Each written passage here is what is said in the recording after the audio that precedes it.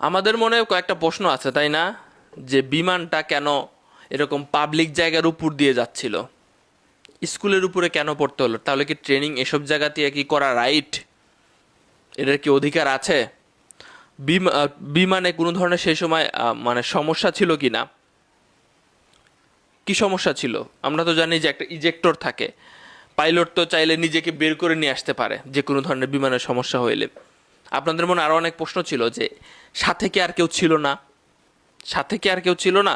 Control রুমের সাথে last কি কথা হয়েছে? এই পাইলট কি অভিজ্ঞ? এই তৌকির কি অভিজ্ঞ ছিল? মানে আমরা দেখেছি অনেকেই আশায় ছিল তৌকির হয়তো বা আছেন, কিন্তু সর্বশেষ সংবাদ অনুযায়ী তিনি আর নাই, না ফেরার দেশে চলে গেছেন। 1 বছর আগে তার বিয়ে হয়েছে। খুবই দুঃখজনক ব্যাপার। তার স্ত্রীর কথা চিন্তা করেন। আর এখানে স্ত্রীর কথা আরো আরো অনেক ঘটনা আছে, যে স্কুলের উপরে যেহেতু এই ঘটনাটা ঘটেছে, অনেক মা বাবা তার সন্তানদের হারাইছে। সঠিক সংখ্যা কতটুকু আসবে, পাওয়া যাবে জানি না আমি। তো যেটা এখনো পর্যন্ত উত্তর পাওয়া গেছে সেটা হচ্ছে এইটা তিনি একা চালাচ্ছিলেন এবং এটা তার প্রথম একা চালানো। অনেকে অবাক হচ্ছেন, প্রথম একা চালানো মানে?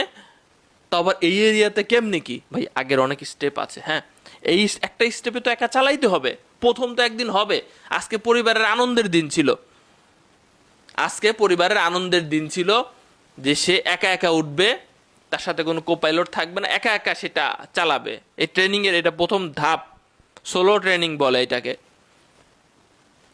সো সেখানে এমন ধরনের ঘটনা ঘটেছে। আমি একটা আর্টিকেল, মানে একজন লিখেছে, আমি এটা সত্যি কথা, ঠিক আছে, আপনি নিউজপত্র পত্রিকা চলে এসেছে যে তিনি একা একাই চালাচ্ছিলেন এবং প্রথম একা একা চালানো তার। এর আগের স্টেপগুলো তিনি ভালোভাবে পাশ করেছেন এবং দক্ষ পাইলট হলেই তবে অনুমতি আসে এইসব এরিয়াতে ওড়ার। আমি একটা লেখা পড়ি, আপনি বুঝতে পারবেন আপনারা ভালো মতো। যে আজ ছিল তৌকিরের solo flight training. Solo flight training হলো একজন পাইলটের ট্রেনিংয়ের সর্বশেষ ধাপ। ফাইটার জেট অপারেট করার জন্য একজন পাইলট যে হাই স্কিল্ড সেটাই প্রমাণিত হয় এই সোলো ফ্লাইটের মাধ্যমে। ট্রেনিংয়ের এক পর্যায়ে পাইলটকে নেভিগেটর বা কো পাইলট বা কোনো প্রকার ইনস্ট্রাক্টর ব্যতীত একক ফ্লাইট অপারেট করতে হয়। ফ্লাইট লেফটেন্যান্ট তৌকির আজ সেরকম একটা ট্রেনিংয়ে ফ্লাইট অপারেট করছিলেন। যে কোনো প্রকার ট্রেনিং ফ্লাইট সিভিলিয়ান এরিয়া থেকে দূরেই হয়ে থাকে, মানে মানুষজন যেখানে থাকে ট্রেনিংগুলো দূরে হয়ে থাকে, আমরা তো এটা জানতাম। তবে সোলো ফ্লাইটগুলা সাধারণত আরবান এরিয়াতে হয়ে থাকে।